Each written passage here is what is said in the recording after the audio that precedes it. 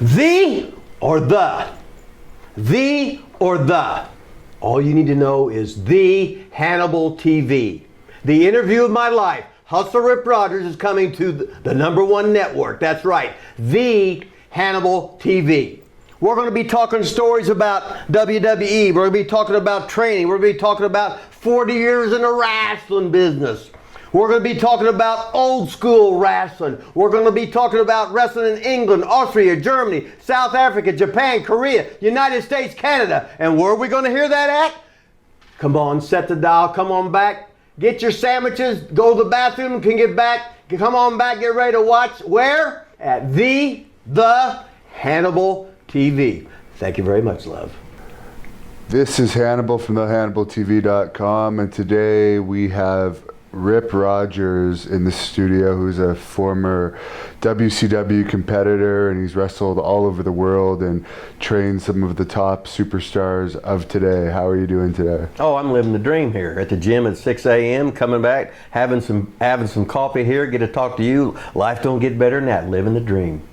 And this shoot interview, for those listening, is going to be all over the place because we just happened to do this. I haven't done much research, but I think I know enough about Rip to get through this, and he's a great talker. So how did you get interested in wrestling to begin with? Well, my whole life, all I wanted to do was be a wrestler. Okay. So I go to Seymour High School, which is famous for basketball, which is the largest high school gym in the world. So wow. you don't really want to be on a wrestling team and have 60 people there when you can have up to 8,000 people there for a high school basketball game. So anyway, but when I graduated from Seymour High School in 1972, I said I'm going to go to college, play football, then I want to be a championship wrestler. But I didn't know how the hell to get there because everything was tight-lipped. You didn't know anything about it. So I was going to college, and I wrote Vern Gagne a letter. He had a camp. He wrote me back, and he said, we just graduated a class. There was a bunch of football players. I think Buddy Rose was in it, Rick Steamboat was in it, whatever, blah, blah, blah. He said, I can get you the next one. So I said, okay. But in the meantime, I went off and got my Carl and Hildegard trunks, my shimmer cape, my bolero, my cheap boxing boots, and just showed up at one place. A guy let me. So I got in, and the guy said, hey, you look pretty good. You got good gear, and you can have a match. I said, great. He said, oh, you look pretty good. He says, you work babyface or heel? And I said, yeah, didn't know what the hell he was talking about. So he said, okay, you can go over the first match because you're built good. Go over the match. And he said, now you get the pencil, go home. When I get the pencil, go home. Okay, let's just say my first match is a 2-hour story, which we don't have time for. But I survived, and eventually, so guys trying to go to wrestling school, whatever, don't worry about it. I was the worst wrestler in the history of pro wrestling with everything. So if I say you're the shits, I was 10 times worse, so take it with a grain of salt. So you never had any formal training? No, you just no formal learned training. As you went along? I learned in the ring. Who was one of the people that helped you out the most? Basically, I was trained by the Poffo family. I used to live with Randy Savage, Lanny, his father, hell, his mother would do my hair, Angelo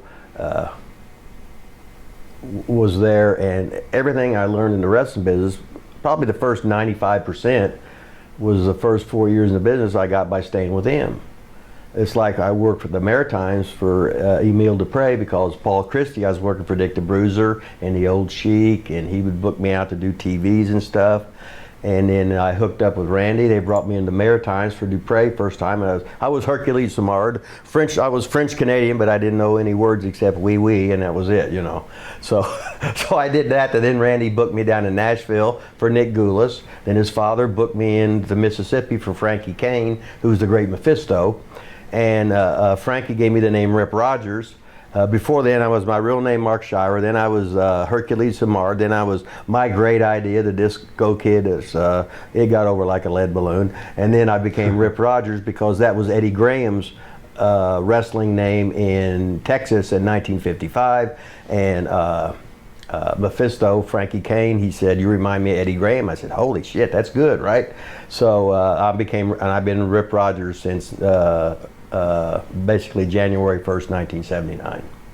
So how did you run into the Poffos for the first time? Just the first time, this old carny named Don Pruitt got me booked for Nick Goulas down at like the Christmas Spectacular. So I was Lanny Poffo's tag team partner, and so Lanny knew who I was. And then Paul Christie was a personal friend of the Poffos for years, and they had worked together a lot. So he told me they was going to go to the Maritimes and whatever, blah blah blah. So he gave me Randy's number. So I called Randy up, and we hit it off, and blah blah blah. And then over the next 4 years, he was like my best friend, my mentor. I learned editing, booking, dubbing, and all that stuff just by hanging around and being there with my mouth shut and my ears open and not have an opinion. In the meantime, I got to make trips with Bob Roop, Bob Orton Jr., Professor Malenko, to learn from these guys. It was just unbelievable, because here I was in my early 20s, and then Randy and him, I was one of the owners of ICW, and basically because they needed somebody that was dependable.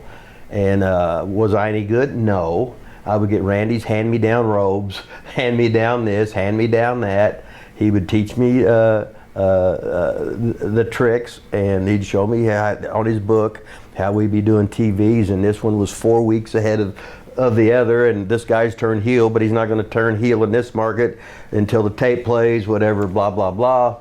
And that little old outlaw territory we had at ICW, we actually on some weekends we actually ran 3 towns a night. wow, how did that work with such a small crew? What we would do, we had like an Eastern Inn with Ronnie Garvin would have like the TVs that overlapped with Oak Hill, West Virginia TV, Hazard TV, the Lexington TV, Louisville TV, Memphis, Evansville, and 4 of them in Illinois. And then we actually got paid for some TVs in 2 of them in Wyoming, 1 in Mobile, and 1 in Puerto Rico. They would pay us for the tapes. Okay. And we learned about promotion now. Miser, which is Angelo, I give him the name Miser. He was the carpetbagger, but then I called him the Miser. So then he became the Miser. Okay. But he would bankroll pretty much everything. So when we had to get a new Iveco ring truck, he spent $33,000 for that. When we had to get, we had a couple diesel vans, and they were like $16,000, $17,000 a piece that he bought them, and this was like about 1981 or early 82, so the boys had reliable transportation, and we had a lot of hell, we were going against Barnett, we was going against the Bruiser, we was going against some of the places, the Old Sheik, against Bob Geigel, against Vern Gagne, against Jerry J. We was outlaws to everybody.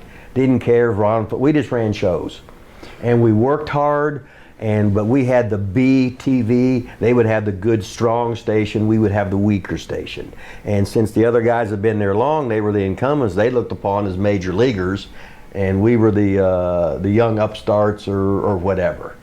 And now some places like in Eastern Kentucky and Tennessee, Ronnie Garvin and Roop and Orton, these guys were over, you know, and they were top pros. But they all found out, like I did, that promoting is a whole lot harder than you think it is, and you might draw this much money, and the boys said, oh, these are good houses, but the bills this month were that much.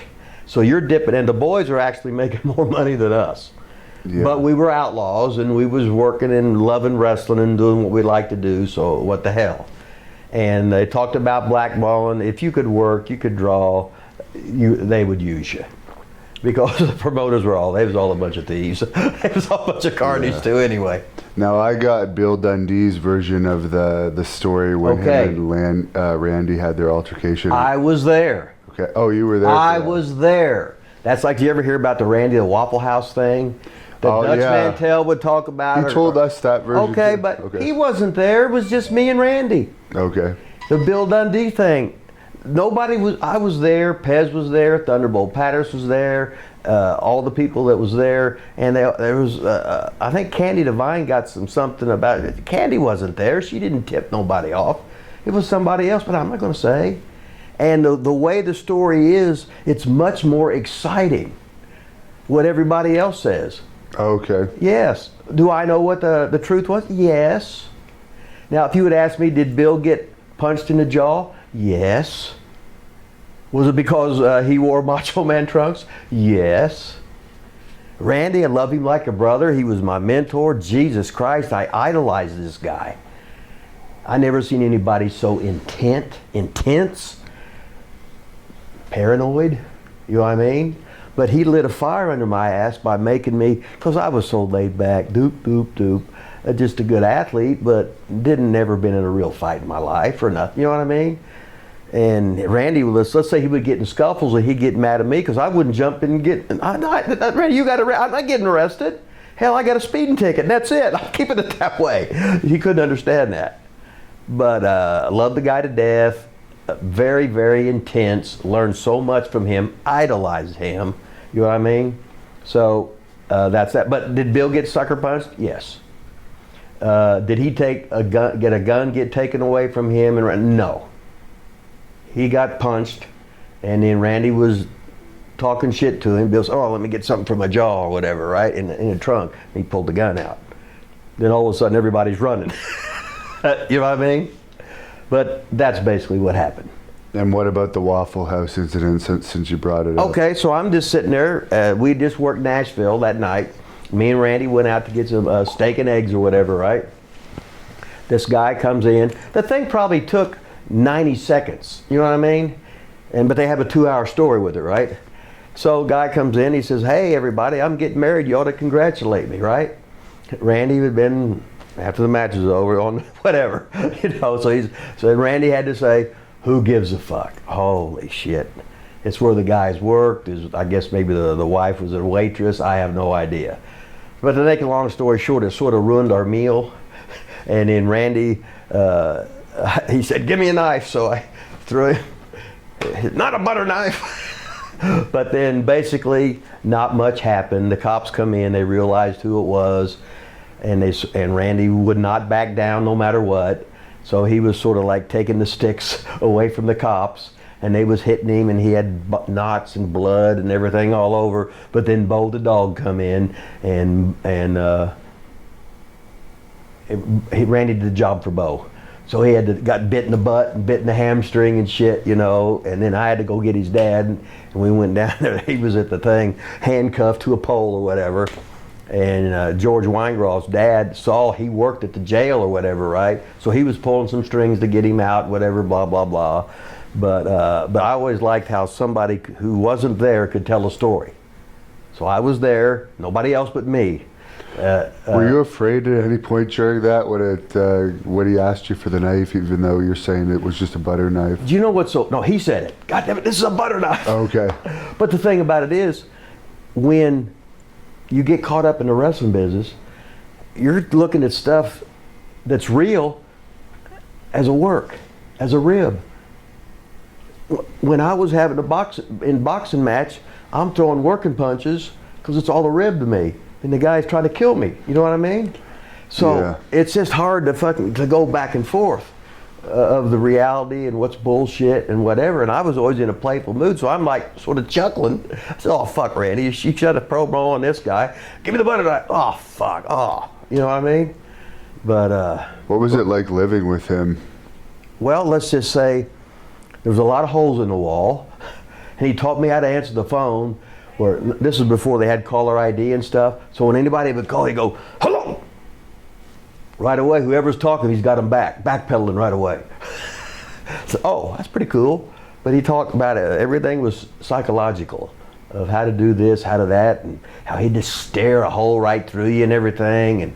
But God, we was with Nick, and we'd go out and we'd have no money in our pockets on purpose, but I didn't have any. And we would go to the steakhouse and eat the scraps off and spend no money. It was just awesome.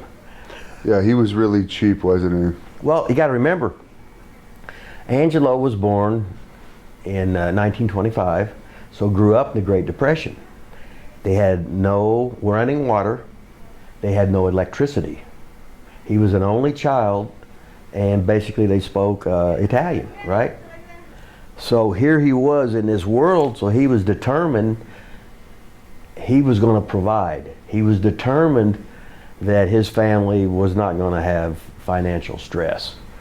So, and he was determined, no matter what he made, he was going to put that money back for them for later. So he's just a hell of a father, a hell of a husband, and doing shit the way most people should be doing stuff. You know what I mean?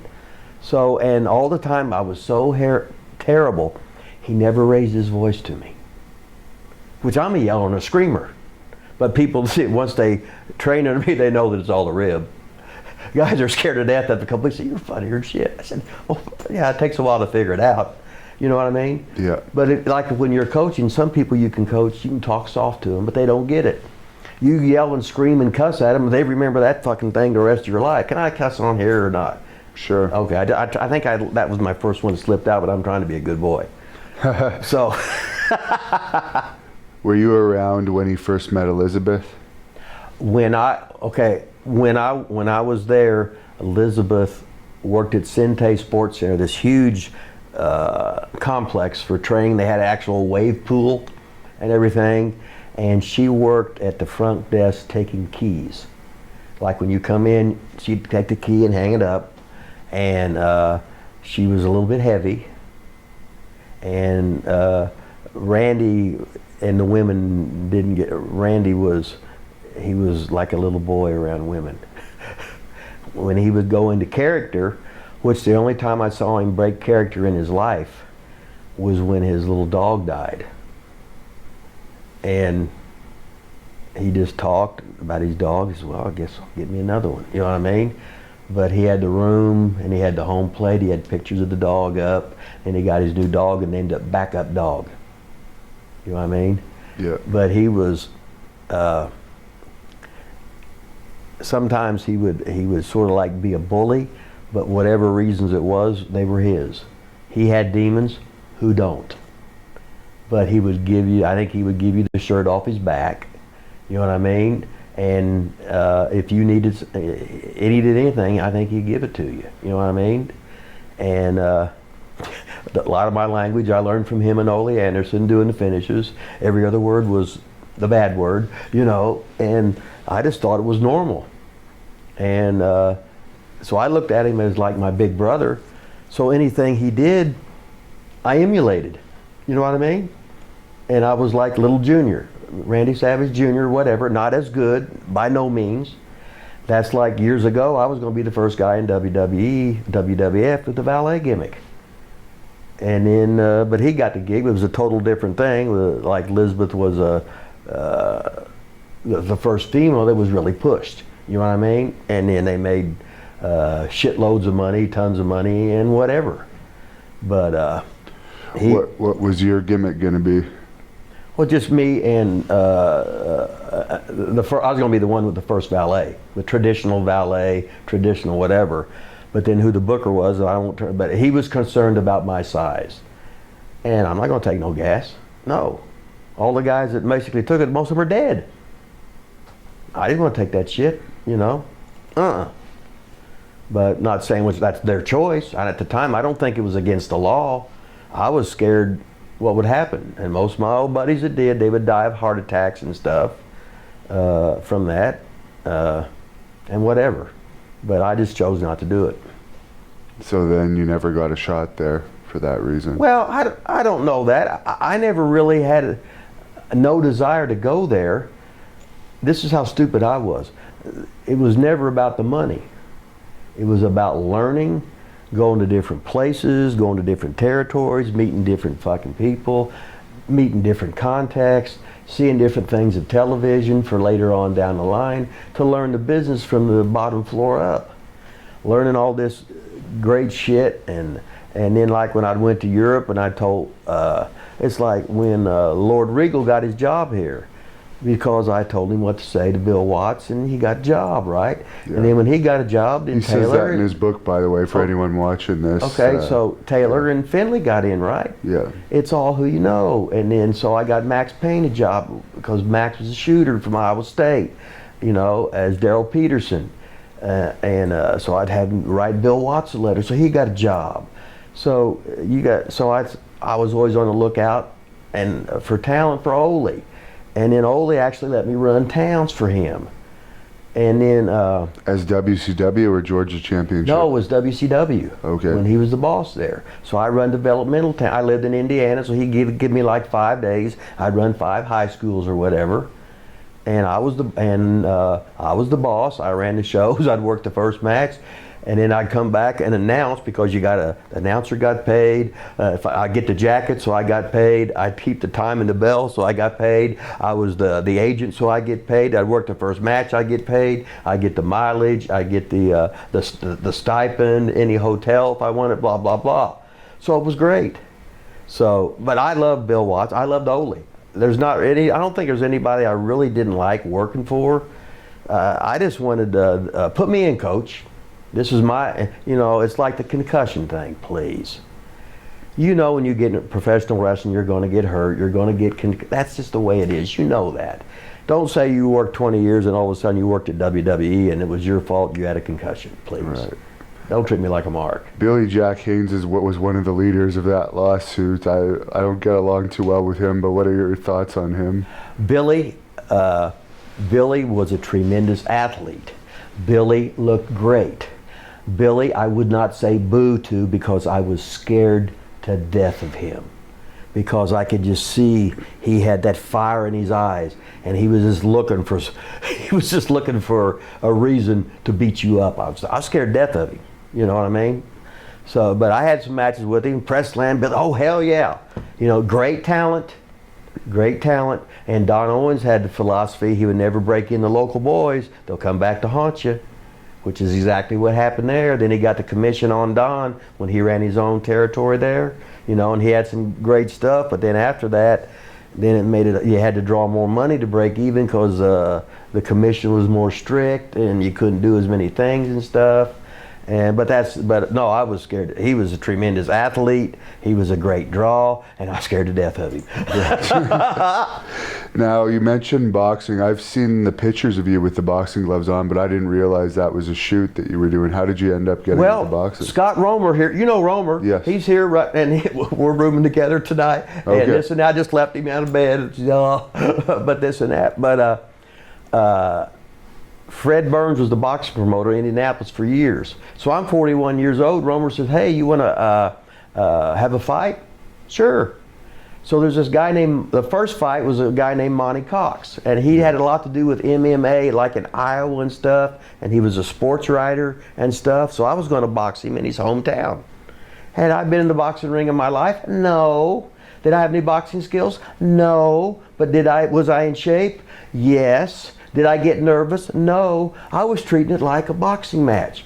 I didn't know if it was real, if it was not real, or whatever. I asked the promoter, I said, what do you want? You know what I mean? He said, oh, do what you want to do. So I said, Monty, say, hey, I'm fighting. And as soon as he saw me, at the time I was 41, and he'd been an amateur boxer. Not me. Hell, I couldn't fight. But a lot of stuff, as the guys, this guy come down who had fought, I think his name was Terry Lusk or whatever. But anyway, he come down and he says, he says, how old are you? I said, really? I'm 41. He says, man, I said, I can't fight. He goes, no, but you look like you can fight. I can show you the rest. I said, man, if I was 25, I would do it, but I don't want to really get hit. You know what I mean? It hurts, and I had a couple more fights that were real, and I got really knocked out. And it was just like the Rocky movie where you heard the blows, you didn't really feel them, and everything was spinning around, and everything was wibble wobble, and I was drunk, and I was laughing. But I told Monty, I said, hey, if you give me your payday, I'll put you over, first round. You know what I mean? I don't give a shit. And then he didn't want to. He wanted to earn it or what. I said, well, okay. So we went out the first 30 seconds, and this motherfucker's he's throwing bombs. He's trying to kill me. Then all of a sudden I saw I said, oh, he's mine now. So I'm hitting him with half-assed real punches, some working punches, knocked him down 3 times in the second round, and they stopped it. But he was so nervous. He was in his hometown. He promoted the show, he did the newspaper, he did the radio, the TV, blah, blah, blah. And he would have collapsed in the 3rd round by himself if nobody was in there with him. He was just so nervous. Because to me, hell, I had my Malcolm X hat on, my pink cut a promo on the fans and everything, blah, blah, blah. And I was just treated as a wrestling show. But then I had some other, there used to be a Were you fight. paid for those? Huh? You were paid for those, I hope. Oh, hell yeah. Yeah. No, I wouldn't go to the ring unless I got my money first, you know. It's in my boot, just like wrestling, you know. So they used to have a tough man contest, our door limited or something like that years ago. So I'm in the Louisville tough man contest, but I'm there in a boxing match against this guy named Cody Koch, the Alaskan Assassin. He actually fought one of the Klitschko boys, and he was ahead on points and got knocked out in the 12th round, but he was going to fight me.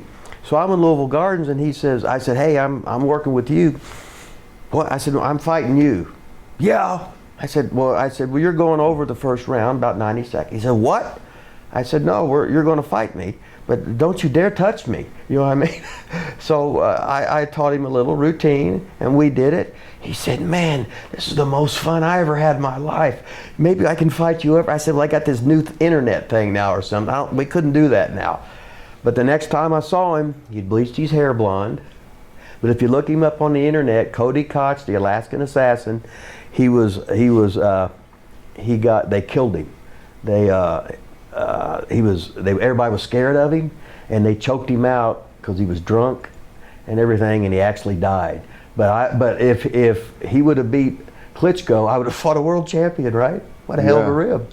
So then Romer, who's here, now Monty had to have some revenge, right? So were we in the Quad City? I think it was Quad Cities or Moline, but I fought Monty in Davenport, Iowa. So I choreographed a fight with Monty and Romer. So, and what's so funny, the guys from the commission come down, and they had to weigh Romer in. I think he weighed like 179, but he had to be like 199. So he had the weight belt on underneath the stuff, right? So the guy said, strip down. I said, he's got the weight belt on. He's got to make this weight or he can't fight. Oh, so they just looked at the scale. Oh, and so there he was with the weight belt on. Oh, 199. So the boxing business, and in the legendary Eddie Sharkey. I think Eddie Sharkey's here at the thing too. So I met Eddie Sharkey, and he had the whole van of guys. He had guys to put guys over and stuff. I don't know if they got him off the street or whatever. But he was the legend. He trained, the Road Warriors, Rick, all the guys from the bar and stuff like that. And he was just oh man, the stories he could tell. That he is a legend, man. Eddie Sharkey, man. Gee whiz. But whatever the original question was, we're completely off base, and I just started talking about BS and stuff, and whatever the original question was. And yeah, you answered it. But you brought up Bill Watson, WCW. Did you ever work for him in Mid-South? Yes, I worked for him in Mid-South.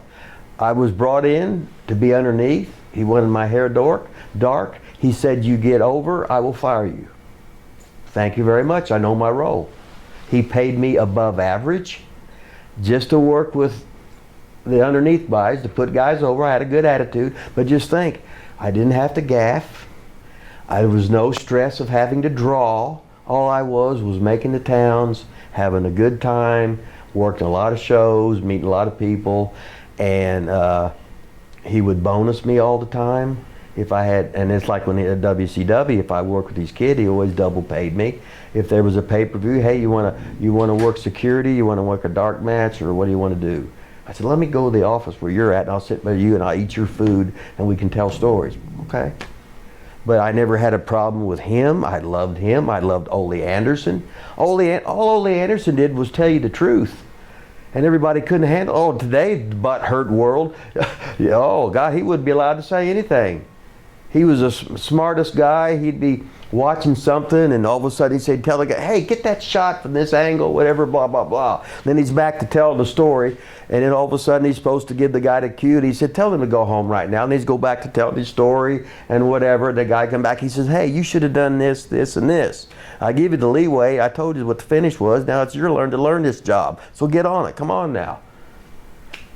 And he would never lie to you about money or anything like that. One time we were on tour some way, and Crockett come in and they wanted us to meet this other town, and he sent us the tickets. And this is when you could still like cash them in or whatever, right? I remember the tickets were $304 a piece, where we had like an 8-hour ride. And I looked at him, I said, we're driving. He says, you're damn right we're driving. He says, I'll take care of it. So I give him the ticket, and then somehow he cashed the money, give me the ticket money, right? And so he just worked for Crockett and come back to the Loop again. But I loved working for Ole Anders, and I loved working for Bill. There wasn't really no I didn't not like. I was easy to get along with anybody. I just loved the wrestling business. Nikita Koloff cashed in his WCW tickets too a lot of the times, he told me. Because he said sometimes with the connections it would be longer than the drive. Right, and there's nothing better than being in your car. You don't have to hang around the boys when they're drunks trying to get in fights or that, you know what I mean? Yeah. And this and that, but no, he had a hell of a successful career. Yeah, he was one of those, all the guys that bounced there and stuff like that. Were you ever backstage for any of the infamous Mid-South fights that happened? I can't think of any when I was there. Just like the Dick Slater thing, you mean? Yeah, there was the Butch Reed one with John Nord. There was Slater and Sting. I wasn't there. Duggan and Bourne, I think. Yeah, this was later. But I was in Jimbo. Duggan was there when I was there, and I was in Portland when Matt was just starting, and I worked a lot with his dad, Tough Tony, and Matt was tough guy. Tough Tony, tough guy. He called everybody punk, so what the hell, right? But Bill Watts was firm, but he was fair. And it's like a couple times, me and Bundy, I was driving my beat up Pinto, and they would have Bundy in the car, my timing chain went out.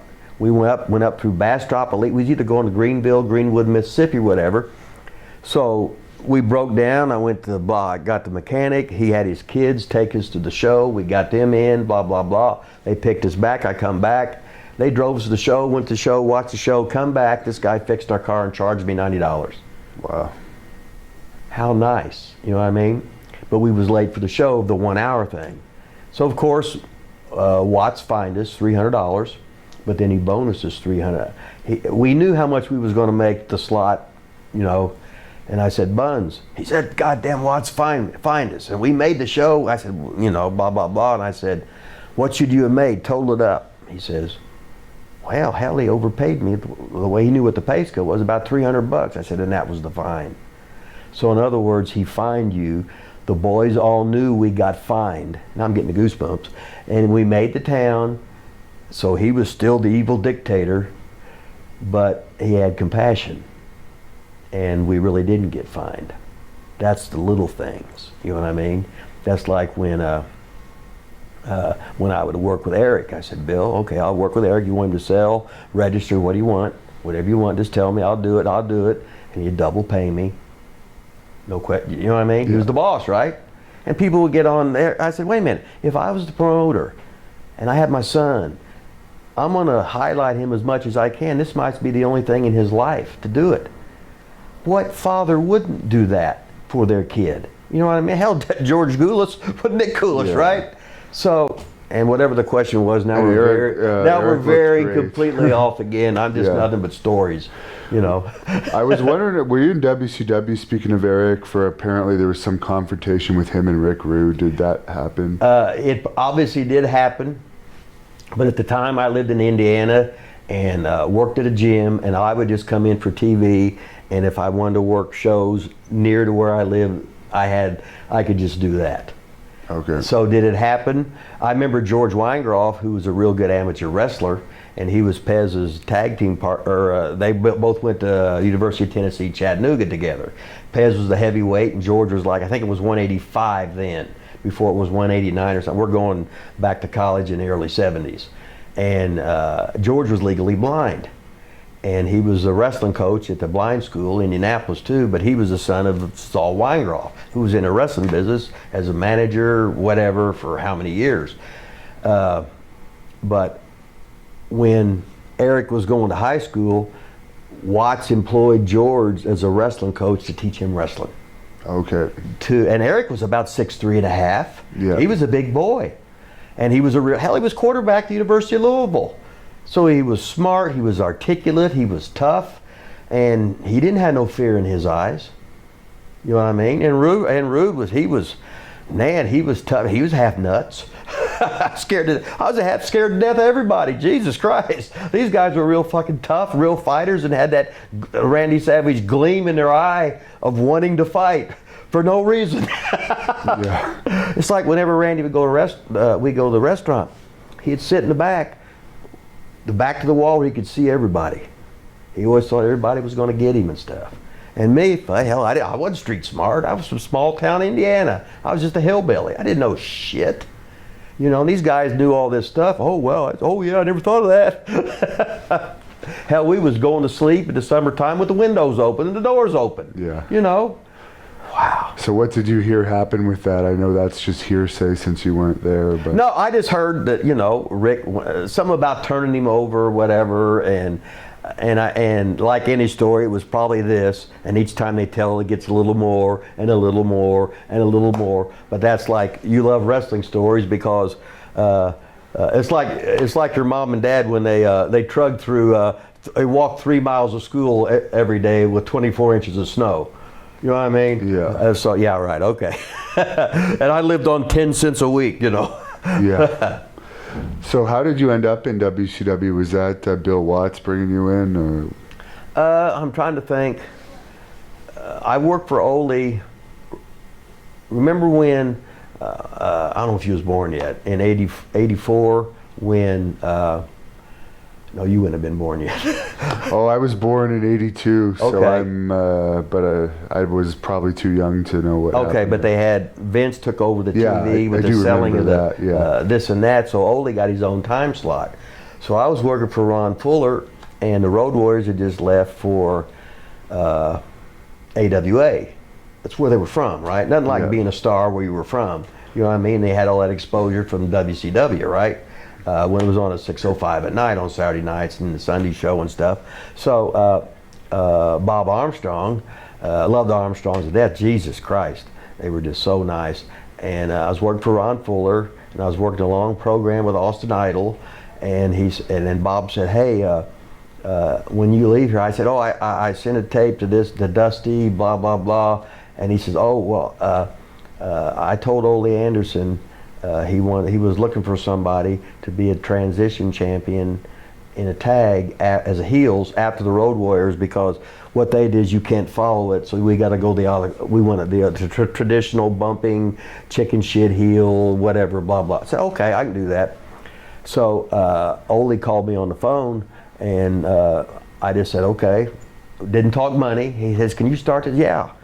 And I said, well, and I started talking. He says, "Look, Bob Armstrong told me you could do the job. That's all I need to know." And that's the way I operated my whole life. You know what I mean? So, and, but anyway, that's how I went to Atlanta the first time.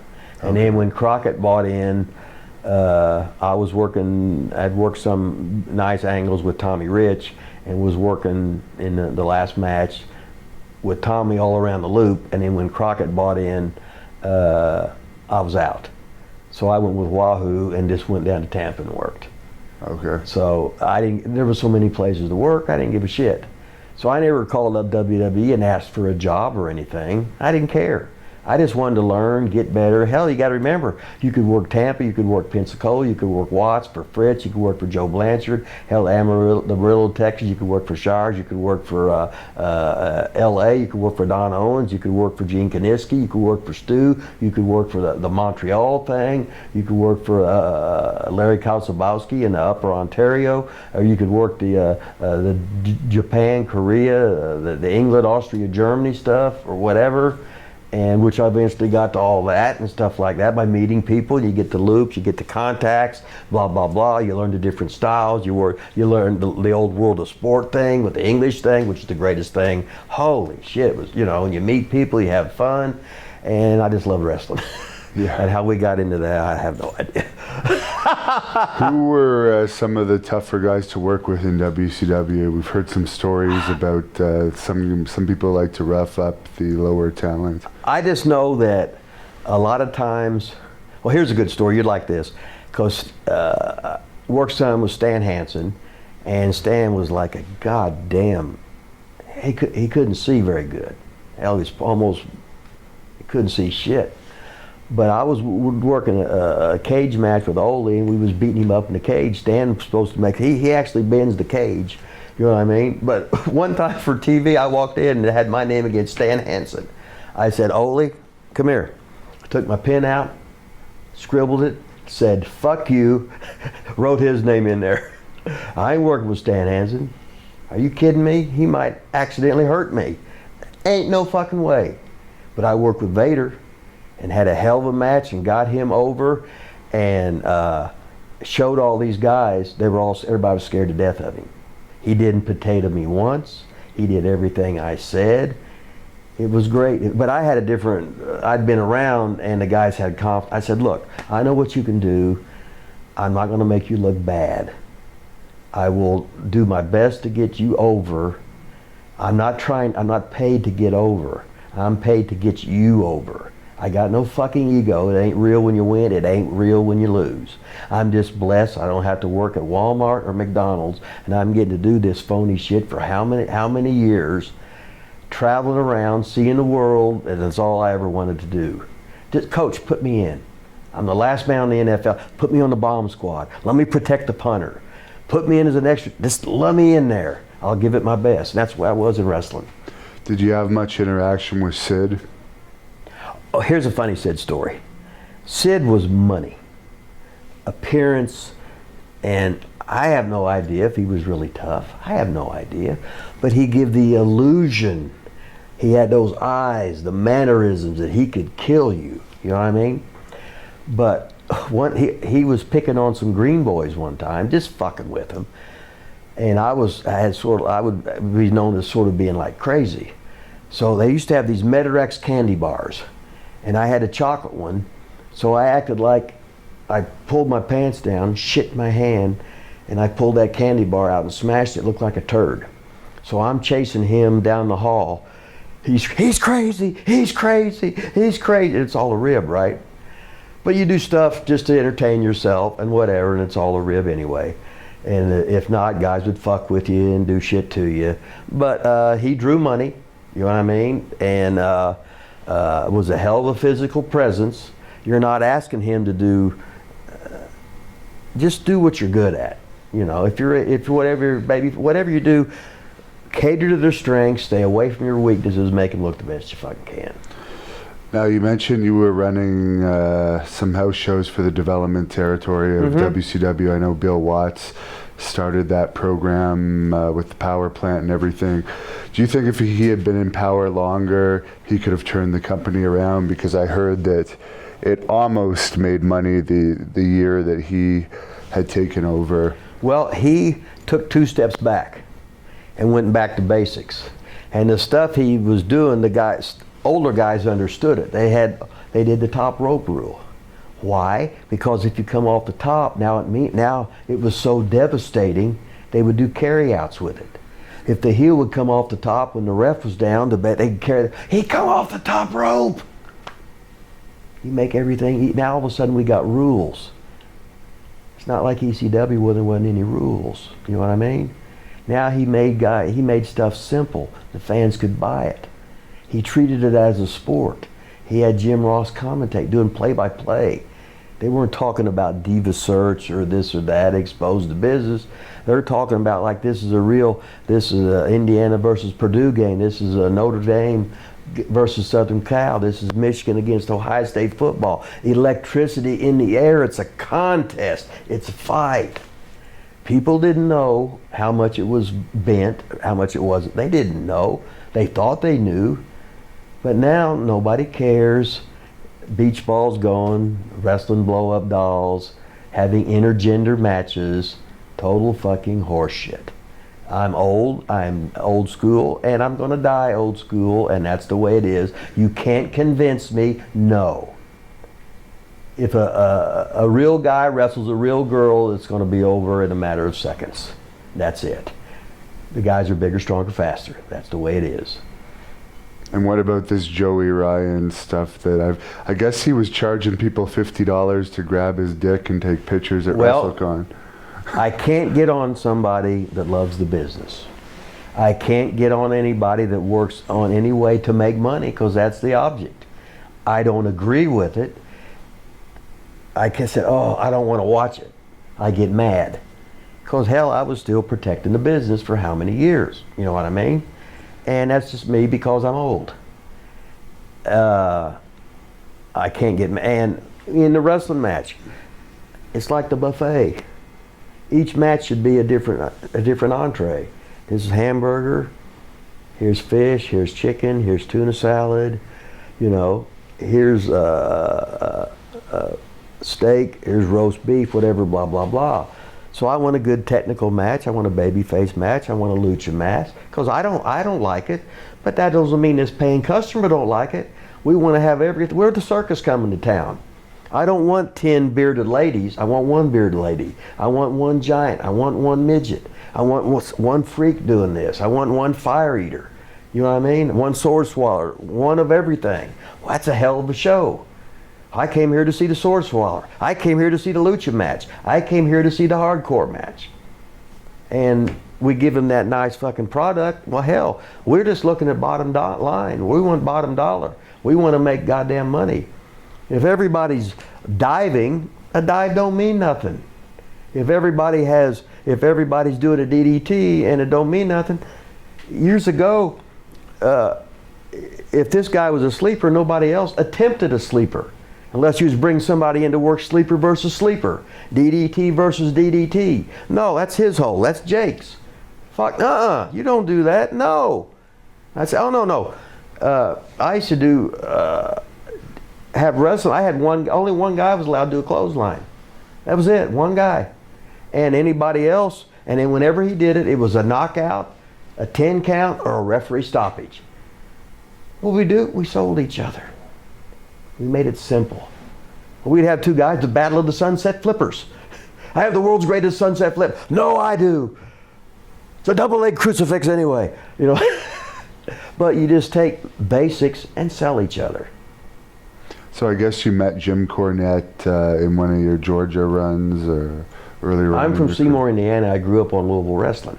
Okay. I've known Jimmy since he was a teenager. We was business partners in OVW together. I trained all the WWE guys when they were developmental. He did all the TVs and the interviews. Saw him every day. He's about the only guy I agree with in this business on everything. The only reason but the thing is he can say it so articulate, and I just say, well, that's fucking stupid, you know, where he can emphasize why it's stupid. But I never seen a guy so smart in wrestling for not being a performer. I see. You know what I mean? And, but as far as laying shit out, Jesus Christ, knowing his shit, which is guys, now, if you wrestled 20 years, it's like promotion. If you wrestled 20 years, you know how to be a promoter and you learn by mistakes. Now the promotions are tax check guys, television executives, somebody that has nothing to do with wrestling, but now they're running shows, they're running in a network or whatever the hell it is. You know, they're not real wrestlers. It ain't Eddie Graham running shit, Ole running shit, Watts running, the stuff we was talking about with the territories. Yeah. Rougeau's running stuff in Montreal or whatever it is with this and that. And I probably veered off the question again you asked me. I'm going to guess you were probably there that night that Jim had his incident with the boogeyman. You know, I was there earlier and I'd left. Okay. But I heard Lance Storm said Boogeyman was pretty much untrainable. Is that? Well, it's how did he look? Great. He did the worm gimmick or whatever. Everything was great till the bell rang. But you can work around that. You know what I mean? But he was a unique character, that's for sure. Would I have the foresight to do all that shit with him? No.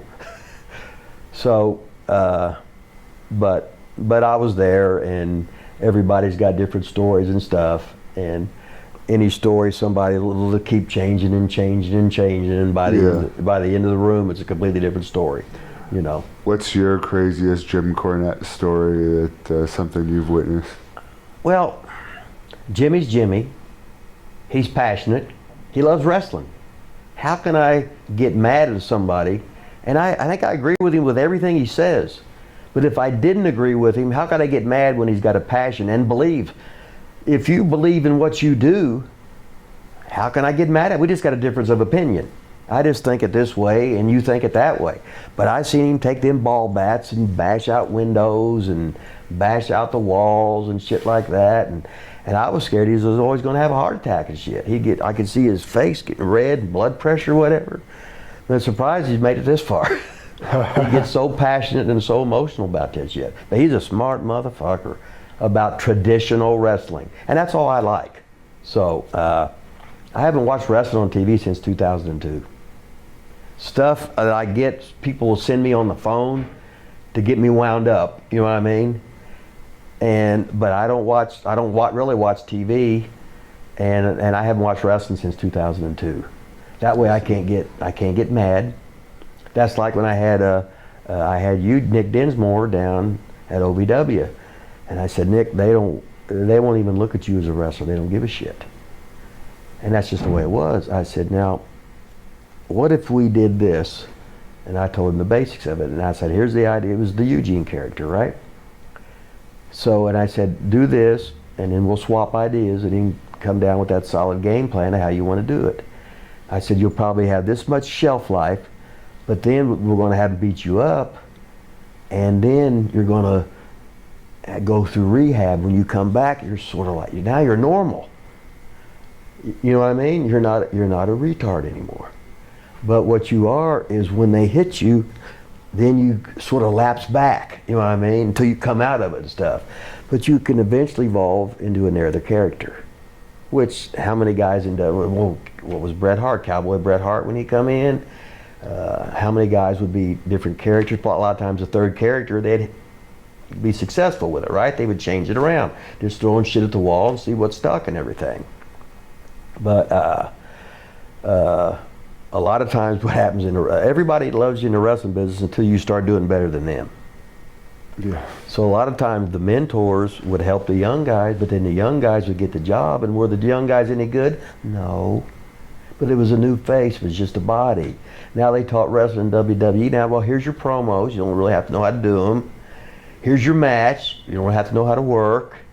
We'll put you in the performance center, and now you're an athlete, so you're not like a real wrestler, so we'll treat you with baby steps, you know what I mean?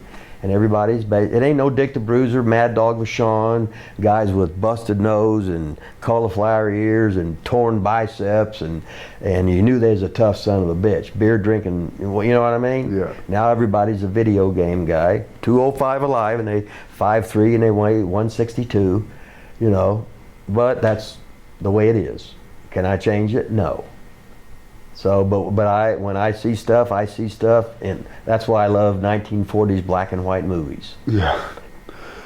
And Rene Dupree, who we use in our Great North Wrestling Company pretty regularly, he wanted me to get you to talk about some of your maritime experiences wrestling for his father. Well, it's like the first time I was there in 78, 88. I was supposed to be there in 89, but Puerto Rico called me up to want me to come in there, so I worked Puerto Rico, and I said, well, I can't come because I'm doing too good here.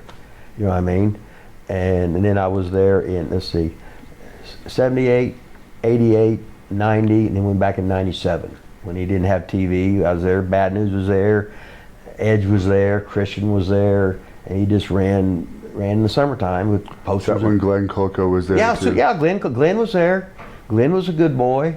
He reminded me of like the Barbarian sort of. He was looking about like that. He was really jacked there, and he was a nice guy, but he didn't have that fire, that competitive edge of, you know what I mean. But he was laid back, good boy, did what he was told. He just didn't have. It was hard, and it's like tonight. It's hard now to get experience. The big anything is if you can get 8 matches a month. They said, I've worked 10 years. I said, yeah, 10 years, 10 matches against guys at your skill set, so you can't learn nothing. Well, I was taught, hell, I've been working with Randy Orton's grandpa. You know what I mean? So in the car every night, learning, they're telling you how to do this, and all the old veterans would basically tell you the same thing, maybe different terminology. And you get over to England, and they're doing basically the same thing. They're going to Germany, it's a little bit different, but they're basically doing this. It's sell and come back. Treat each other like it's real. Don't do so much. Live to see another day. You've only got so many bumps on your bump card, then you're done. You know what I mean? Hell, these kids half kill themselves. We're diving off of a roof and they're killing themselves for a fucking hot dog and $20. The hell's the matter with them? Oh, I want to get so many hits and so many likes on. Oh shit, fucking Mark. So what was your favorite feud from the Maritimes? God, I worked with Leo a lot. Leo was the easiest. And this is a funny story because I was working for Stu in Calgary. It's like in 1988, I didn't even work in the States. 89, I didn't work in the States. 92, most of the year, I didn't work in the States. But I worked in South Africa, and then I come back and worked for Stu Hart, which loved working there. The most fun. I worked there like 5 months, and I went and worked for Baba. Then I come off that tour, went back to, then went to the Maritimes. They had already started. Then I went back for Stu for the end of the year. But when I was in the Maritimes, I stayed at the old St. Regis Hotel. Had the bathroom at the end of the hallway or whatever, or fourth floor, whatever the hell it was, which was awesome, right downtown. And I'd jump on the train and never paid and go like 4 blocks down to BJ's gym, who was married to one of the older sisters. Yeah. So I got to go to BJ's gym every day. Loved that. And then you had the free trans with the van. So oh my God, and you're at the Tit Bar every night. Oh my God. So it was just the greatest time. And they had the long traditional wrestling shows. Hell, most of the guys that were there, hell, they're all dead now. Hell, Benoit was there, Johnny Smith was there, Jerry Morrill drove the van, the Cuban, Gary Albright, Bad News was there, Biff Wellington, Brute Pillman was there, Kerry Brown was there. I just had the time of my life there. And they hated me at first because I was American. American took a Canadian boy's job, right? But by 2 weeks, I was leading the troops. Okay, boys, we're going out. This is where we're going, you know. But anyway, back to the Maritimes. So Emil calls me up at the hotel. Did we talk about this on the last one? About he called me up. He says, "Oh, Rip Rogers, Emil Dupre. Hello, Emil. How you doing? No. You still married to Paula? Are you still with Paula? What? What are you talking about?" And I said, "You don't know who I am." He goes, "Yeah, you're Rip Rogers. I saw you on TSN, and Leo told me to call you because he wanted to work with you in the Maritimes." I said, "No, I'm Hercules Samard." He goes, "Holy Jesus." I said, "Boy, I was a fucking shits, wasn't I?" He goes, "Yes, but you got a lot better." So I come out to the Maritimes and blah, blah, blah, blah, blah. Wow. But I had Renee there at OVW when he got signed by WWE. And he was on the gas, looked great, had a man's body but a boy's brain. And the guys are treating him like he's 35 years old. Hell, he's a teenager. You can't get it, you know what I mean? Emotionally, he's a teenager. It wasn't fair.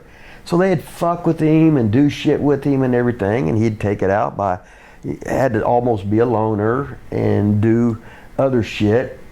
But I loved Renee. Hell, he was like 14 or 15 when I was there the last time in the Maritimes.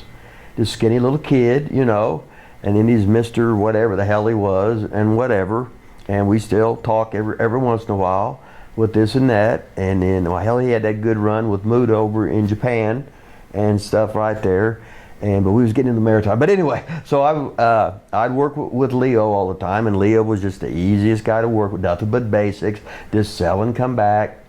And then I would have, a lot of times I'd take the baby face and I'd go an hour, or like almost an hour, and I'd use it for cardio because I was into fitness. I'd use that thing to break a sweat and feeling good, right? And in the Maritimes, I called it like America's 1950. A lot of 2 lanes, you ran the same towns. You had Berwick, Bridgewater, Antigonish, North Sydney, Kokan, Moncton, St. John, Fredericton. You're going back to the same places. Drew big, and the fans were passionate. It was so fucking easy there. And it was just great there. And there was never no problem with Dupre. Here's your money, here's your money, right? And a lot of times he wouldn't even go to the show, and the Bulldog would be booking a lot, and I'd ride with the Bulldog all the time, so I'd get women in his car, and I'd make messes in his car, and he'd get mad every night, and it was a rib. But Maritimes is a great place to work, but most of the best matches were with Leo. He had so much experience. He was just, he could sell, he was there, but most of the people believed in him. The people believed in him. which is, you know, they believe in him. I don't know, he flies. Okay.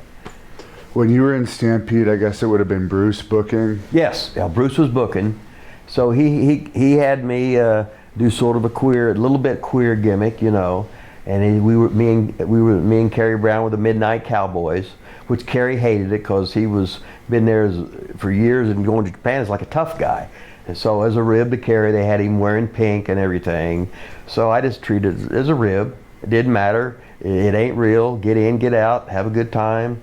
And Calgary was great. Yeah, I met Pillman there, you know, and in Pillman I worked with a lot of Pillman on TV, and I didn't even know. Cornette told me he was on the booking committee and stuff there, and he said I got like banned from TV for a while because my matches were too good. In Stampede? No, this is on this is for WCW. Okay. Because Pillman, he got into WCW, and I had like 3 straight shows with him on TV. And just destroyed. It was so fucking good. Well, we're just having a good time. I'm just loving wrestling. He was wrestling. I said, hit me hard, beat the shit. Let's be fucking snug out there. Make him believe this son bitch. At the end, he'd win. You know what I mean? But it was a goddamn contest, you know? And he was a good boy. But yeah, Bruce was booking. And I've been on his Heartbeat radio show a bunch. I talked to him yesterday because Bob Johnson got him on the phone. So I was talking to Bruce. So Bruce had a lot of good creative ideas, and they had all them Hart brothers, and they were all polar opposites. It was just awesome.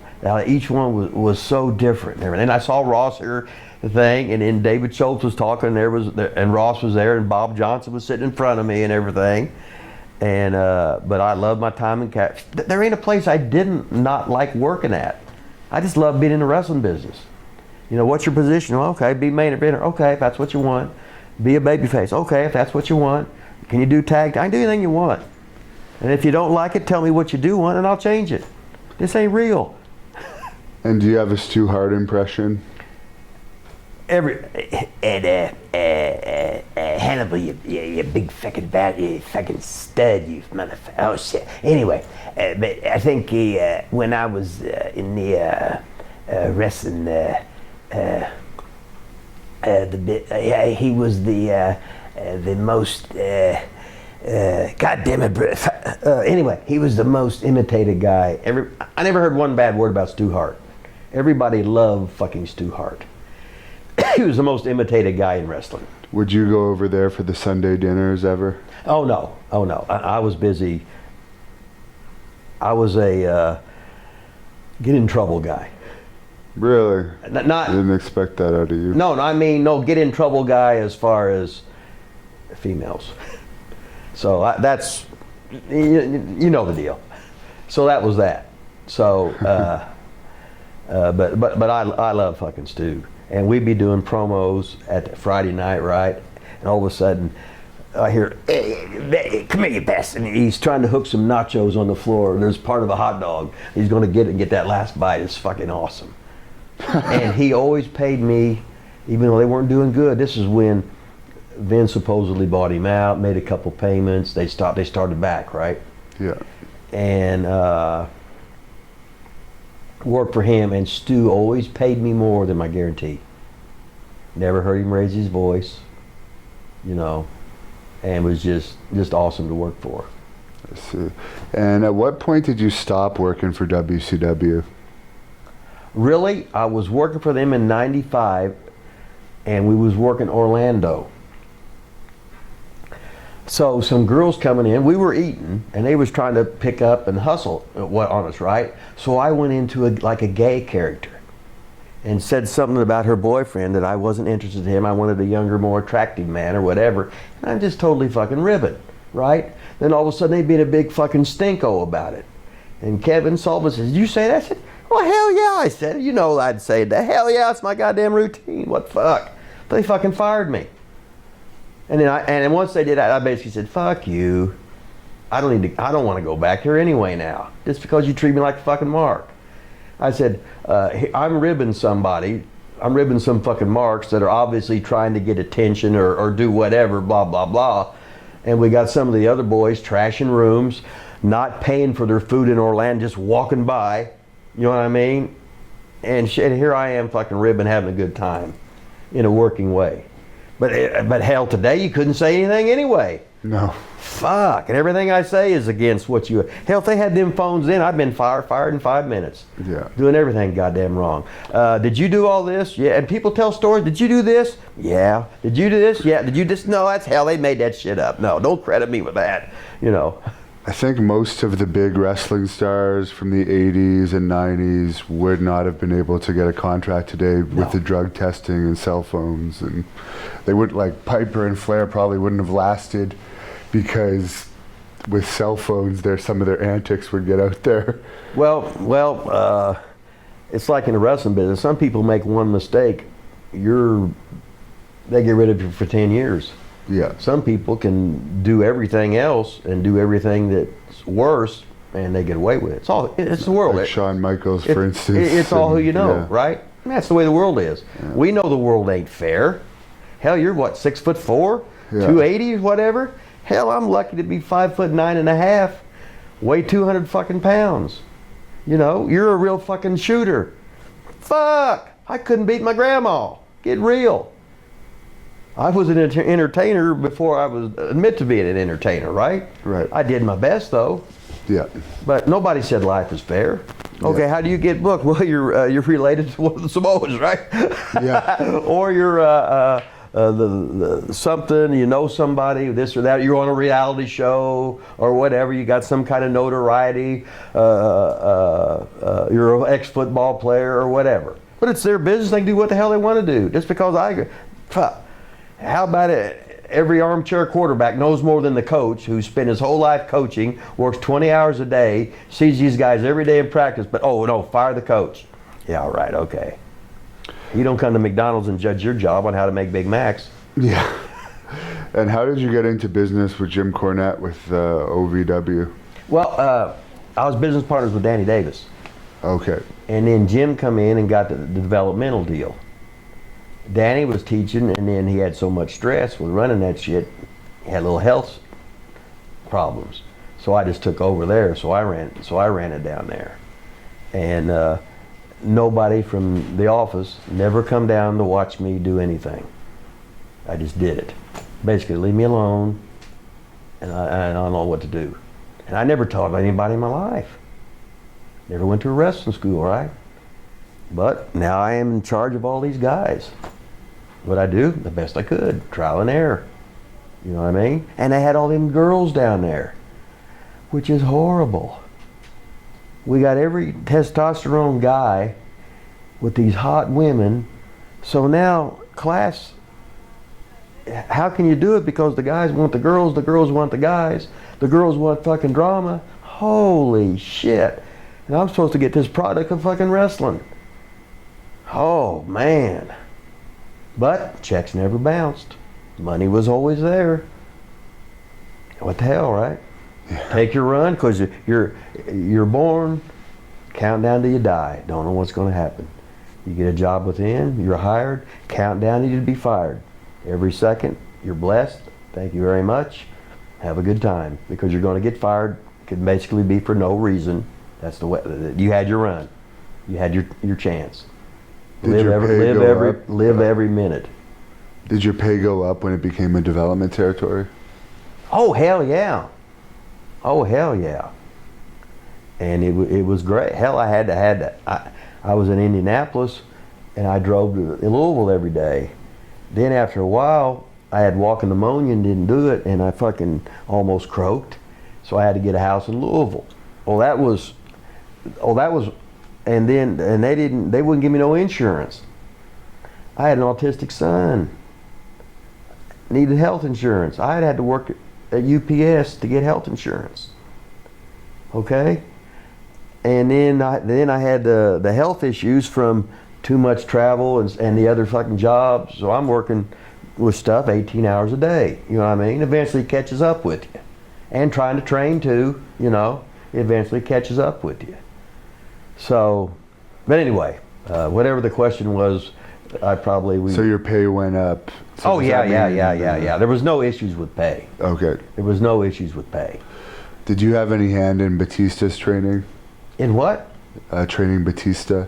Yeah, but he was basically in and out, and he was there, Brock, Cena, a lot of these other guys. He was already on his way up. Right. It's like Jimmy made him the Demon of the Deep, great fucking character, whatever, blah, blah, blah. But hell, Brock was driving a ring truck. I remember the first night in, we was running to town in Freetown, Indiana. Cena's just happy, putting the ring up, whistling. Jack, happier than fuck, he's getting a chance to be a pro wrestler. Brock, driving the ring truck, big old stud. I think Brock's equal opportunity. He hated everybody. It was great. Just aggressive alpha male. Holy moly, what an athlete. Can you imagine getting into pro football and you never played college football? Yeah, that was wow. impressive. And then, even though you was an amateur champion, now going into UFC, which is totally different, right? And I don't care, become the champion. Holy shit. Then going back to, and having the health, and going back now, he's making all that money, but he's a draw. They wouldn't pay him that money unless he was worth it. Exactly. You know, nobody put a gun to his head and said, oh, you know, and why would you get mad at him if he's that good? Gee whiz. So you mentioned in our short teaser interview some of the people you've trained. Could you go through the list of the guys that have made the main roster? Well, the guys that made the main roster, but they were contract guys, they don't count. Okay. The guys that count are the guys like Mike Mondo, the Spirit Squad, Johnny Jeter, the Spirit Squad, Serena, who teaches at the Performance Center, Eugene, who is a local guy with OVW, Rob Conway, who was a local guy, the two Bashams, who were local guys from Indiana, from Henryville and Seymour, New Albany, Indiana, and were OVW originals and stuff. These are the guys that come in through the doors, paid their own money, got their own dime to live a dream, and they get WWE tryouts and contracts. How unbelievable is that? And then I used to teach in the morning. After I got fired the first time, I had DCW. I had my own television show. I had 60 guys in that. I'd have Santino every morning. I'd take my son to kindergarten. Then I'd come back to OVW. There would be JTG, who walked in, got on a bus from Brooklyn when he was 17, 18 years old, was with WWE for years and years and years. There was Shad Gaspard, who was his partner. There was Armando Estrada, Santino, Serena, who teaches, and all these people would come in. Abraham Washington, he had a run there. All these guys that paid their own dime in the beginners class, they became WWE superstars, living the goddamn dream. But I've got 65, 66 guys that went through the doors that weren't paid, that weren't supposed to be. I mean, you knew Brock was gonna. They don't count. It's the guys that walked through the door. The guys that made it as referees. Hell, Kenobi, what was his real Matt, what? Anyway, he was one of Triple H's right-hand man for at least 5 years or whatever. What a run, right? He wasn't a good referee or a real good wrestler, but he got in there. I told you, I said I train girls, guys, wrestlers, ref, and stooges. I don't care.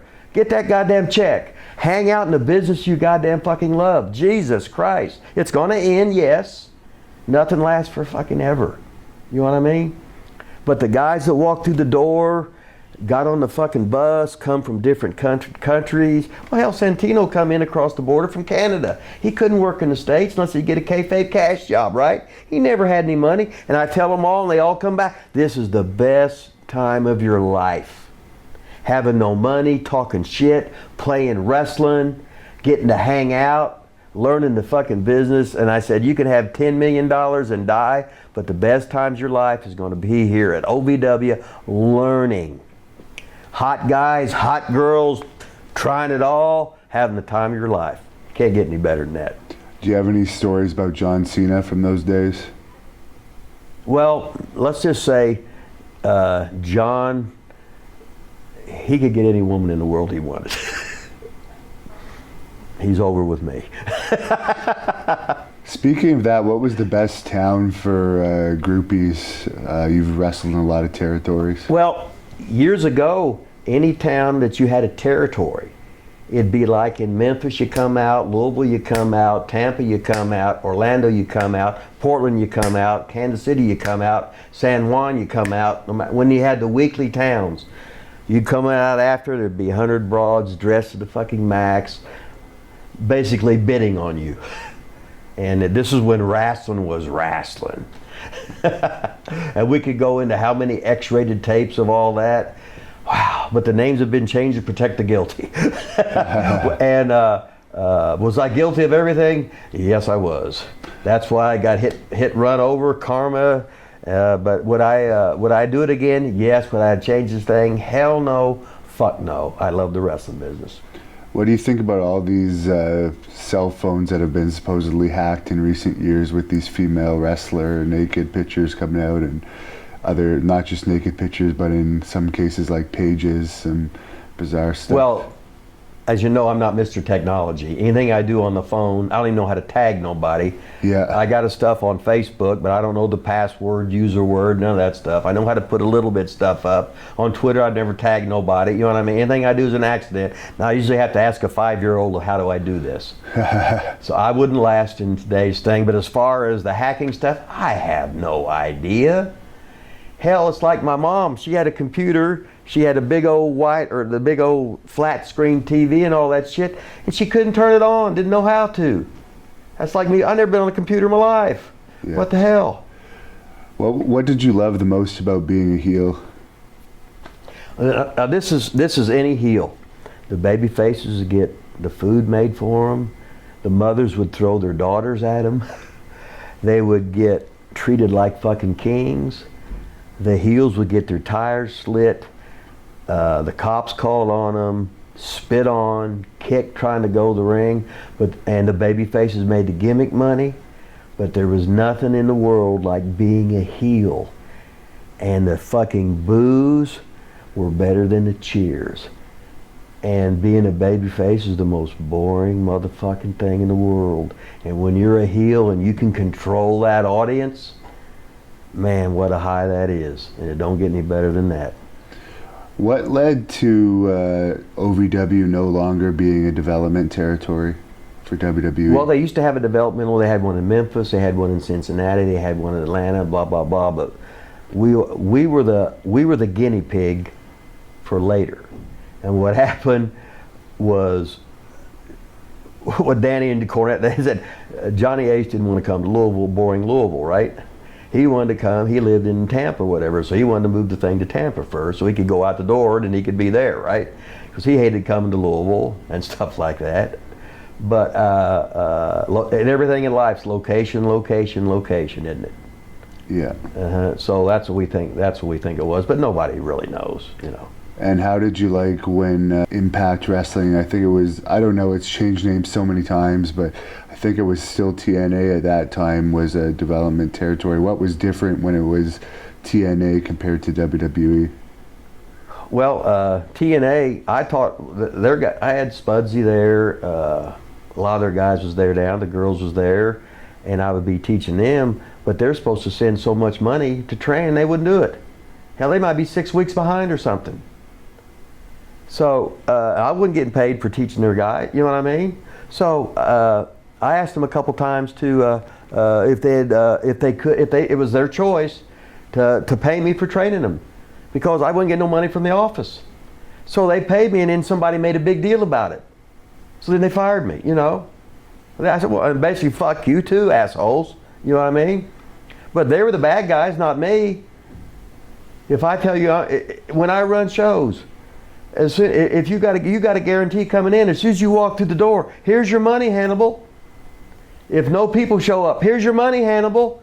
If 10,000 people show up, here's your money, Hannibal. But I have the option to bonus you, but here's your guarantee for coming in. I'm taking the chance.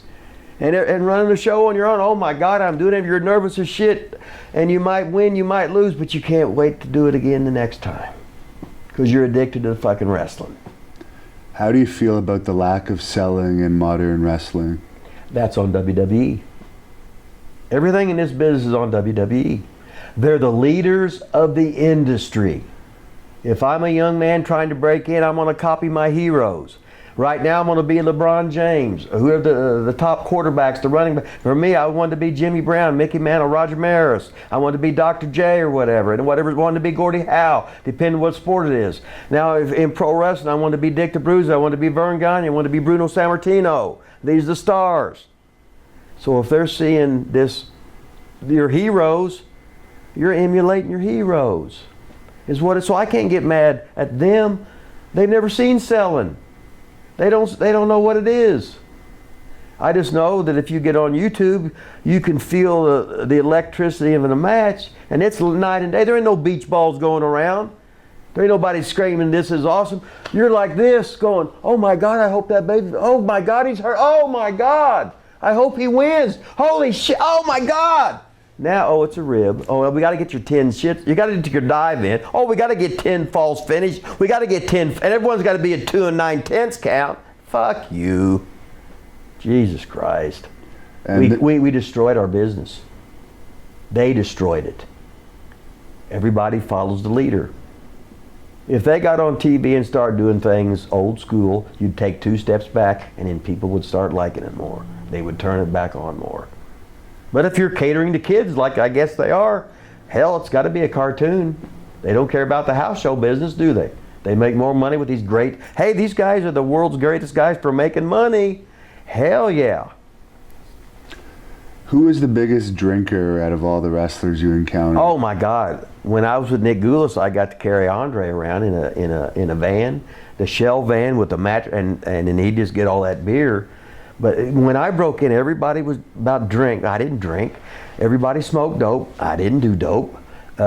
Everybody would do, cigarettes, beer, marijuana, and I never really seen guys do coke before. That wasn't me. I trained. You know what I mean?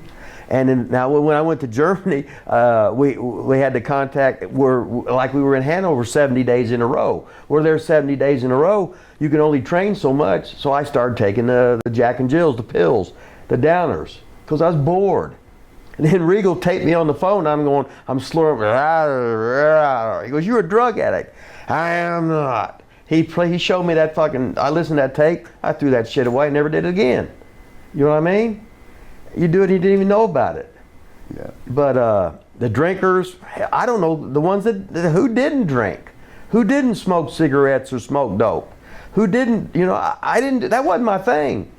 Hell, when I was 16, I took a puff and said, "Oh my God, this is horrible." And you pay money for this? What the hell's the matter with you? You know, if I could drink, I probably had three beers in my life total. Now, I could drink immense quantities of vodka mixed with Hawaiian punch and play cards all night and do a set between each hand. I could do that, but as far as with the women, guilty as charged, but the other stuff, no, it wasn't me. Do you think it's possible that wrestling might have a resurgence? Oh, hell yeah.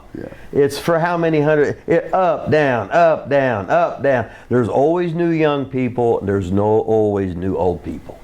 Okay. All you got to do is hook them. All you got to do is hook them. What do you think the main thing is that AEW is going to have to do? Well, now just think back.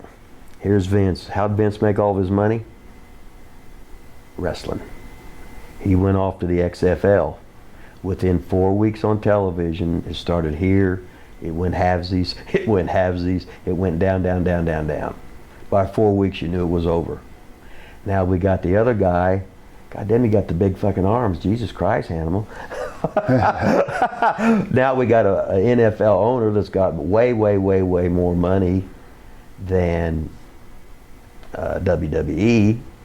And it's his money. He can piss it. He can burn it. It's his money. And if I had that money, I'd want to have it.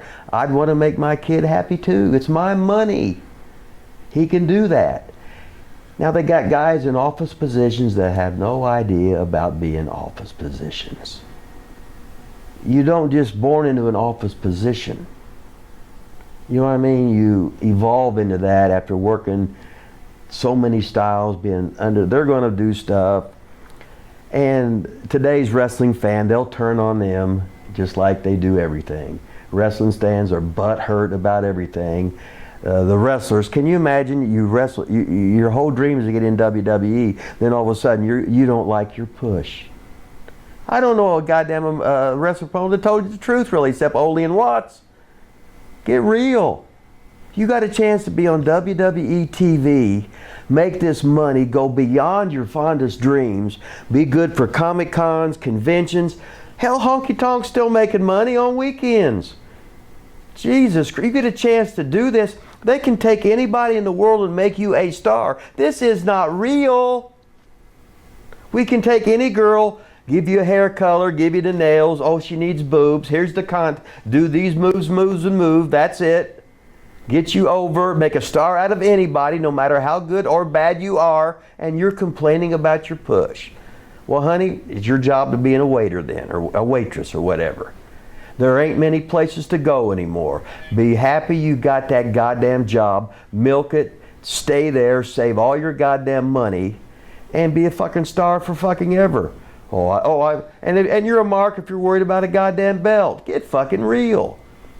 When Randy Savage says, "You won the champion?" I said, "Oh, you're the best." He said, "No, my daddy owns it." You're real. This ain't real when you win. It ain't real when you lose. Have a good time with the character. Do the best you can. Work hard. Do the business right. Do the way it's supposed to be done. Don't think of yourself. Do what the office asks you to do, and you'll have a long career, and you'll be happy. Don't worry about the politics. You can't change it anyway. That's the same in every job. Don't worry about it. Do the best you can and try and smile and laugh. Because when you're on your goddamn deathbed, you're going to think, what a good time I had in fucking wrestling. Boy, I fucked that up with a stupid attitude. And that's the way it is. Who was your toughest opponent? That's the question of some guy said, "Who's the strongest guy you ever worked in a ring?" I said, "I don't know, they're all fucking phony." He didn't put no pressure on me to test the strength. When I was getting slammed, I was press slamming myself. Get real, you fucking mark, you know. But who was my toughest, who's the hardest guy to work with, you mean? Or what do you mean? It's a fan question. But okay. Let's say who's the hardest guy to work with in that way. My God. Like, I worked with Ox Baker. And I drew a lot of money with Ox Baker because I knew what he could do. I'm not asking him to do very much. I got to play to your strengths. I make you look as good as you can. I got to highlight you, and you got to hate me, and I got to make you love that goddamn baby face. I'm not going to make him look stupid. I want to make this guy look like the greatest professional wrestler that he can. And I don't watch WWE, so I don't know what this fan is talking about, but they're asking you what you think about the race card being played in WWE storylines in recent years. Well, the race card is how you made money in wrestling. And just think, the race thing or whatever, you can't do anything you do. It was like the American against the evil German from World War II, the evil Russian. When the Iraq thing or whatever, blah, blah, blah. It was cowboy versus Indian, good guy against bad guy. Race thing, they would tar and feather guys years ago. There would be racial slurs, and all the fans would be yelling that shit all the time. Race has always been in. Hey, quit kidding yourself. People are they're worse and worse now than they ever are. They just don't let it be seen. Get real. Don't be a fucking mark in the world. But anyway, what are they doing on TV? I have no idea. But it's PG. No matter what it is, it can't be that. Everybody's butthurt over anything. You can't. I said, "Hey, you fat bastard." "Oh, you can't call him fat." "What?" "Well, you lazy." "Oh, you can't call him lazy." "Oh, everybody's got to have a goddamn participation fucking trophy." I got 42nd in the goddamn Shelbyville Invitational. How many were there? 43. But I got my trophy. Shit, I was throwing trophies away because it's second place. Fuck, what a pussy I am. I got to work harder. Jesus fucking Christ. Was Ox Baker's heart punch stiff? No. It's a total work love. And is it true Batista got into a behind-the-scenes fight when he was in OVW? I think he did with Slick Robbie D. Yeah. I'm thinking so. Did I see it? No. Slick Robbie D had the vertical jump record at Fresno State. Slick Robbie D was a tough motherfucker. Slick Robbie D was a great amateur wrestler. Slick Robbie D was one of the coolest motherfuckers you would ever want to fucking meet. And talking about the race thing, Slick Robbie D went out to fucking, when he went, I think it was in California, they said he made some trouble, and and all of a sudden he hung himself. That wasn't Slick Robbie D. He was the most confident man, nice guy. We would walk in, he would be sitting there at the basketball thing where you go work in a lot of high school gyms. I'd say, Robbie, do it now. I'd throw him a basketball. He could take no steps. He'd jump up with no steps, dunk it over his head backwards. And then he'd go back to sitting down with no warm up. Wow. He was just, he did the leapfrog with the Big Show. Because Big Show was down there. Yeah. What was that fight about, over Batista's then girlfriend or something? I don't know, because Robbie had quick wit, and he was a smart ass. You know what I mean? Yeah. And these guys were all alpha males. Hell, Brock would be shooting with no neck kick, and Eric Angle, Kurt's brother, and the Predator. What the hell is it? Sylvester Turkai. These were great, and they wanted to shoot. Ron Waterman was down there, right? Yeah. All these guys. I said, boys, quit doing that shit. We got to fucking learn how to make money and not get hurt. And you guys could get hurt and fuck yourself up, you know? Why didn't Sylvester Turkai have a better career in WWE? Hey, in any job, if the boss likes you, you're in. If I'm the boss, I can hire you to be a head chef even though you can't boil water, because you're my next door neighbor's cousin, and that's it. You don't have to be right. You just got to do, if a boss likes you, you're in. If not, you're out. And that's the way it is. They can make a star out of anybody. They can manipulate. They know. If we could have the Invisible Man on 99 straight weeks, and he keeps beating people. Finally, people, they got the Invisible Man's over. He's a champ. They can make a star out of anybody. Did you ever work with Buzz Sawyer? Oh my God, Buzz. Buzz was a great worker. And a lot of times we would be on tour with Ole, and I'd work with Tommy, and Buzz would be coming out. That meant Tommy would pass out drunk in the dressing room. And Buzz was a great athlete. He was a great worker. He was sort of a bully, but he was always nice to me, and that's all I can go by. But he was so talented. Jesus Christ, he was great. He wasn't all there in the head, but he was a great wrestler. And how is Al Snow at running OVW compared to Jim Cornette? Well, Danny always ran the thing. Danny was the boss, but Danny had the thing. He was running it in the 90s, way before I even went in with him. Al's trying different things. He's got a combine coming up. He's doing some stuff with Impact. We had actually had an Impact pay-per-view over there. We ran some boxing shows there. They used to have MMA stuff in there. He's doing a lot of extra stuff, throwing some stuff against the wall. He's going to find out that some stuff works and some stuff doesn't, but he's not scared. He's not scared to try new things, put it that way. And he's got the new thing where he's got OVW, the only wrestling school. It's an accredited school now where you can actually get school loans to go there. I think it starts up, in May or something. But you're not going to have any real business until after you graduate from high school, because you got to be 18 years old and stuff to get in there, which means you're going to graduate from high school probably. And then you can get a loan to go to wrestling school now. Do you have any funny stories about Al Snow? He's a popular subject on this channel. Well, everybody's got stories about Al, so you don't need to. But Al's got a hell of a fucking story. Jesus Christ, when he went to Ole's and got on the bus, and him and Gene beat him up and run him to death, and he was a teenager. I remember he come into ICW TV when he was probably about 18, 19 years old. He got in the ring with Ronnie Garvin, and they messed something up. So, you know Garvin. So, but Al's paid his fucking dues, hung out, hell, trained guys MMA stuff, done stuff with Dan Severn, has been around, credit to the business, and what can you say? And you mentioned Ronnie Garvin, and you mentioned before that Bob Roop you drove with a little bit. What do you think about this Plan B video? Oh, wow. It's been about 6 weeks ago. The first time in my life I ever saw it. Now, personally, I thought it was all a bluff. They would never turn on the business. Now they're working everybody. They wanted the promoters to think they would and destroy their fucking Shangri-La. But I can't see them doing it. Never. Especially these guys that were so far, when Bob worked as a policeman for Eddie fucking Graham, right? When we had the wrestling school, Garvin would just stretch all the guys and they would run away. He said, fuck them. They need to be in the first row paying ringside. Fuck these assholes. Guys would fucking piss their pants, shit their fucking pants. I'm afraid he's gonna kill some of them. You know what I mean? He'd run them all off, yeah.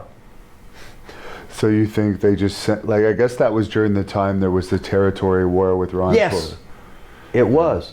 And when they got in ICW, they found out all about promotion, and he really wasn't screwing them. You have expenses.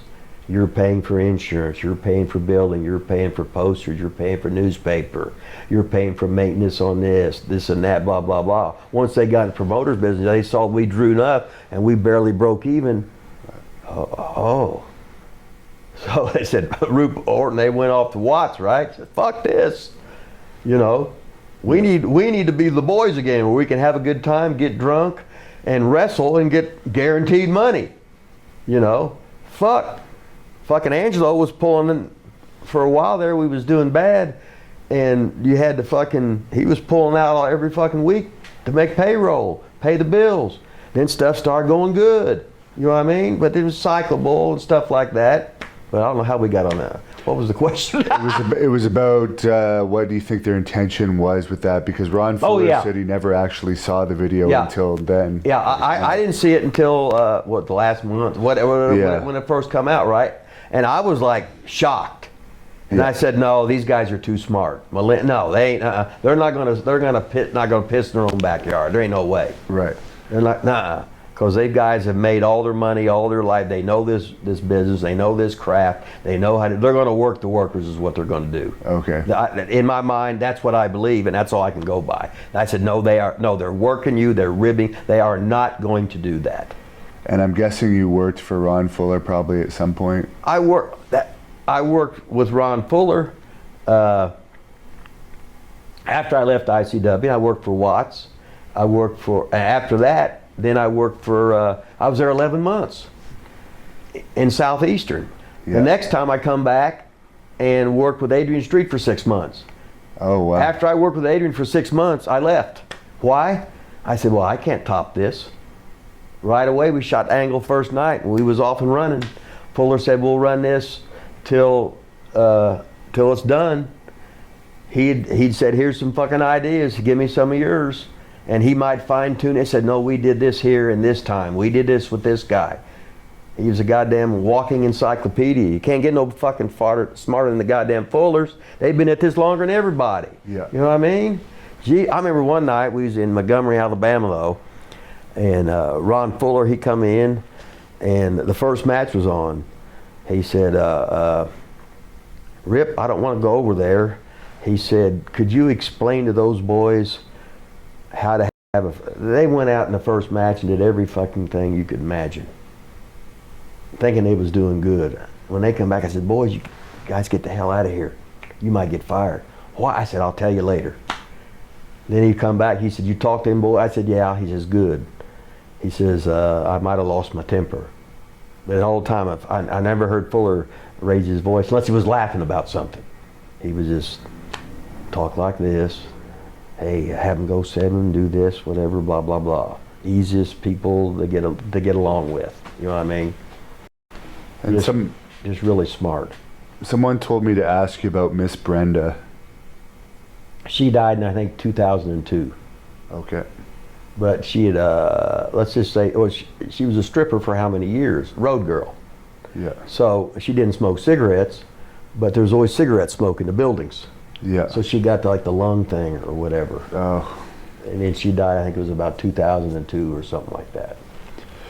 And you've brought up Adrian Street. I've done an interview with him. I'm a big fan of his. What was it like working with him? Oh, unbelievable. Here's a little tough son of a bitch, one of the toughest son of bitches in the world. We never had one disagreement about anything. He says, you want to do this? Let's try this. Let's do that. And we just fucking clicked right away. Night one in, we shoot the fucking angle. I had the girl, he had the girl. It was just fucking perfect. So easy to get along with. The first night in Global for Joe Pedicino, the first main event there at the Global Dome, which is a sportatorium, was me against him. That night I was up in his room all night. He's drinking fucking wine.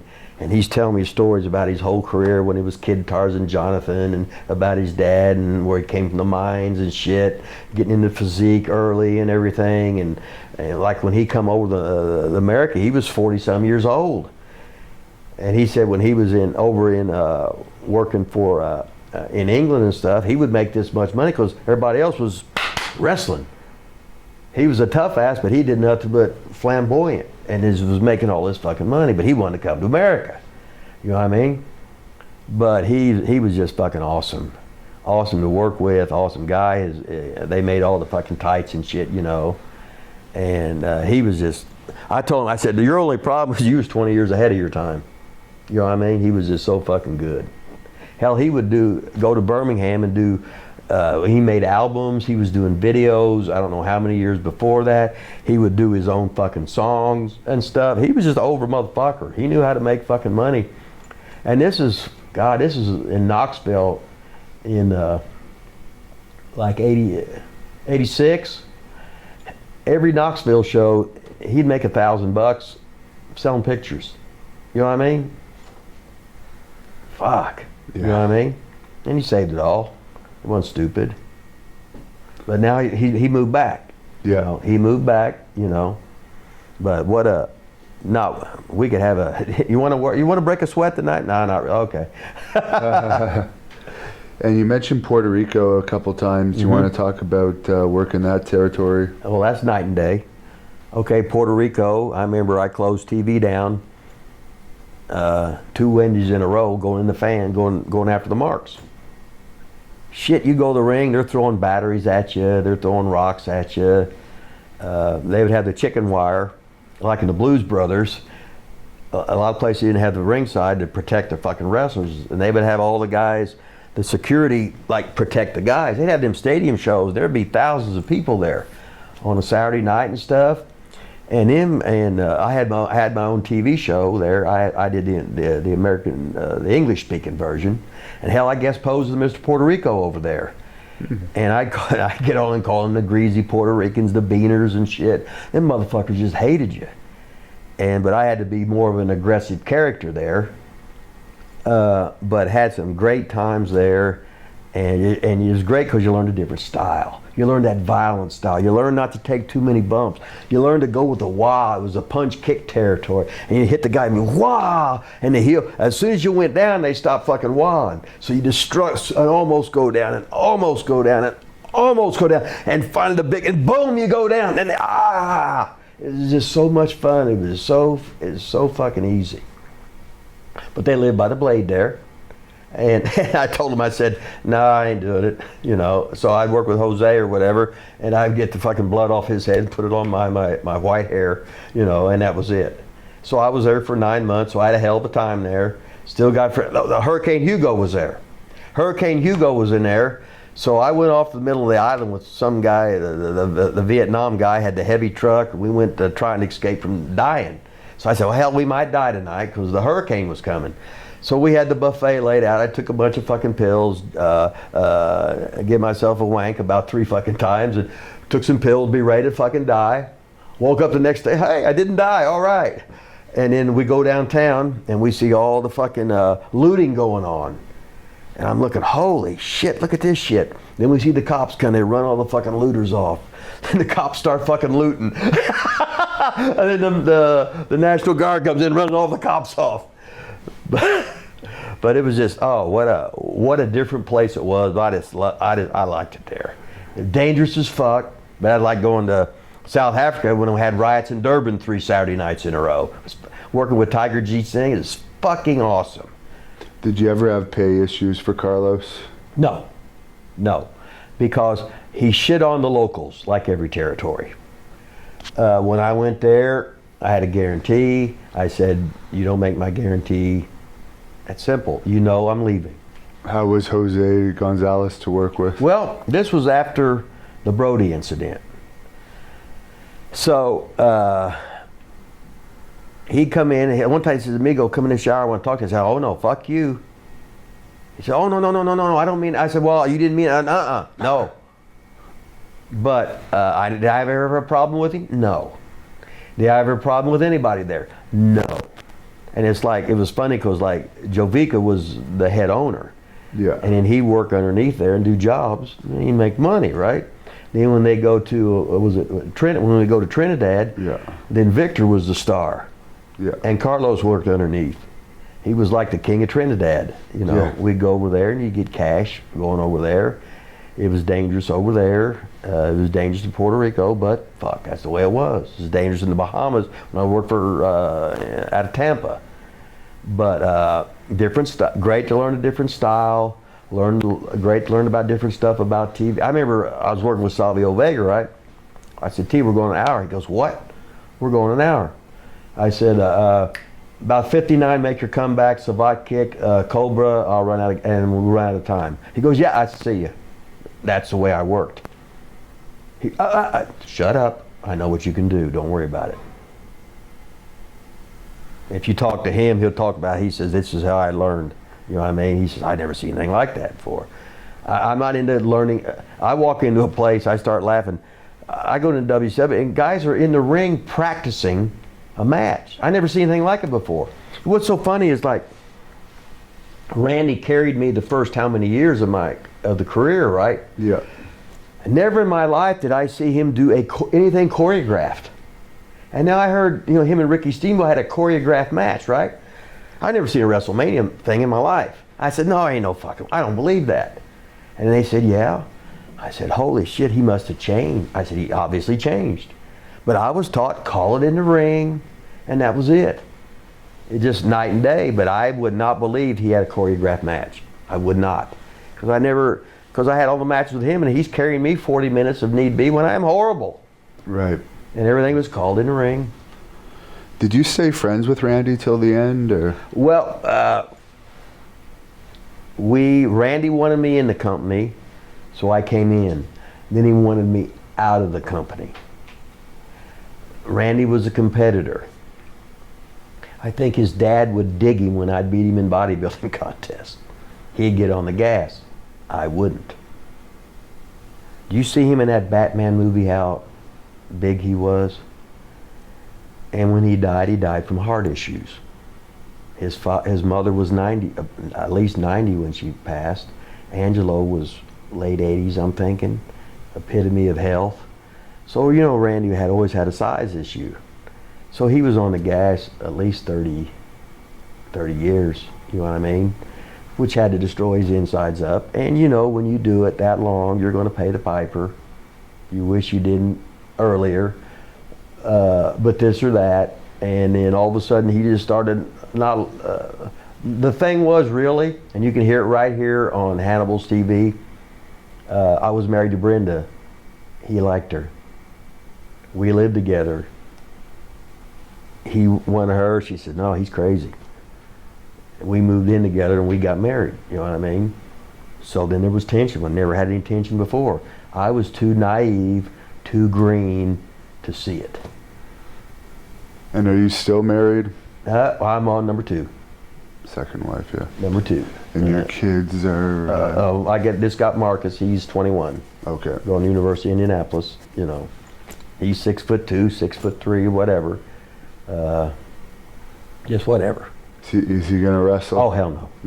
No. And where can we follow you on social hell. media? Hustler2754 on Twitter. Got to do that. Hustler2754 on Twitter. Any advice for being a heel that you could give us? Learn from old guys that have really been there. You know what I mean? Learn to sell each other. Learn to call it in the ring. Because you're going to have a match. You get a chance for the big time. You're going 11 minutes. You walk through the grill, they say cut it to 8. You get to near the ring, they say, "Oh, now it's 5. You get through the ropes, they say go home. Now what do? I have no pre-planned bullshit. No, I know what to do. Don't worry about it. You know this fucking business. And any final thoughts you want to tell the fans to close this off? I can't get on you for love wrestling, whether you love lucha, whether you love dick spots, whether you love stupid dive shit that makes no sense to me. If you love wrestling, keep supporting wrestling because I love wrestling.